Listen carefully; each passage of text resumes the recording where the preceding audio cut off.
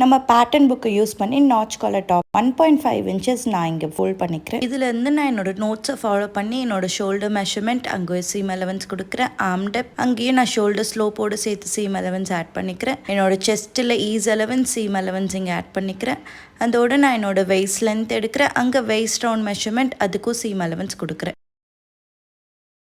நான் இங்கே 1.5 inches hook and பிளாக்கெட்காக fold பண்ணியிருக்கேன். ஷோல்டர் ஸ்லோப்க்கு 1 inches மார்க் பண்ணியாச்சு. நெக் ஓப்பனுக்கு 1/12 செஸ்ட்டை மார்க் பண்ணிக்கிறோம். ஃப்ரண்ட் நெக்குக்கு 112 செஸ்ட்டோட ஒரு 1/2 inch, பேக் நெக்குக்கு வெறும் 1/2 inch மட்டும் வச்சு நான் இப்படி நெக் ஷேப்பை வரைஞ்சிட்டேன்.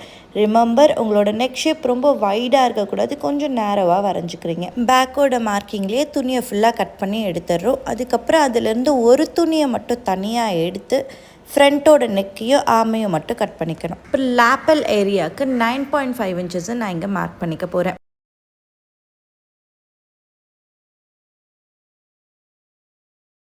லேப்பல் கம்ப்ளீஷனுக்கு நம்ம இங்கே 7 inch ஸ்ட்ரிப் எடுத்து ரைட் ஃபேஸிங் ரைட் பின் பண்ணி வச்சுருக்கோம்.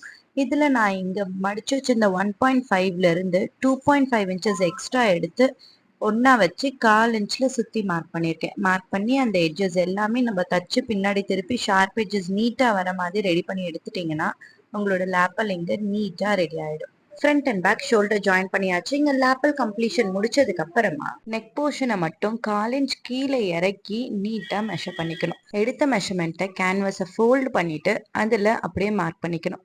இன்னொரு பக்கம் நம்மளோட லேப்பலோட லென்த் எவ்வளவு இருக்கோ அந்த லென்த்தை இந்த பக்கம் மார்க் பண்ணிக்கிறீங்க.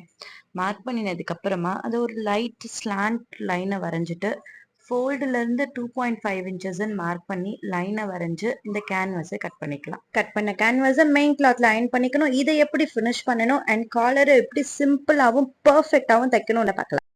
கேன்வாஸ் கட் பண்ணி அதை நம்ம துணியில் அயன் பண்ணி வச்சிருந்தோம். கேன்வாஸ் ஸ்ட்ரிப்போட இன்னொரு ஸ்ட்ரிப்பை ரைட் ஃபேஸிங் ரைட் வச்சு ஆல் 3 sides ஸ்டிச் பண்ணிக்கிறீங்க.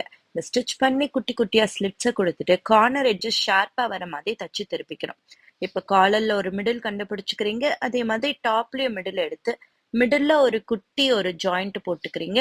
அதே மாதிரி 2 sides காலரோட ஸ்டார்டிங் எட்ஜ்லையும் எண்டிங் எட்ஜ்லையும் ஒரு ஸ்டிச்சை போட்டுட்டு அதுக்கப்புறமா அதை நெக்கை சுற்றி நீங்கள் தச்சுட்டு கவர் பண்ணி தைச்சிங்கன்னா உங்களுக்கு அதை தைக்கிறதுக்கு ரொம்ப சிம்பிளாக இருக்கும். இதே மெத்தடை ஃபாலோ பண்ணி எந்த ஸ்டைல் ஆஃப் காலரும் தைக்கலாம். மிடில் ஒரு ஸ்டிச், கார்னரில் 2 stitches போட்டு நம்ம ஸ்டிச் பண்ணோன்னா காலர் தைக்கும் போது உங்களுக்கு எங்கேயுமே எக்ஸஸும் இருக்காது, லூஸும் இருக்காது. நீட்டான ஃபினிஷிங்கில் உங்களால் கம்ப்ளீட் பண்ணிக்க முடியும். இது போல் சூவிங் டிப்ஸ்க்கு follow our page. Thank you, bye.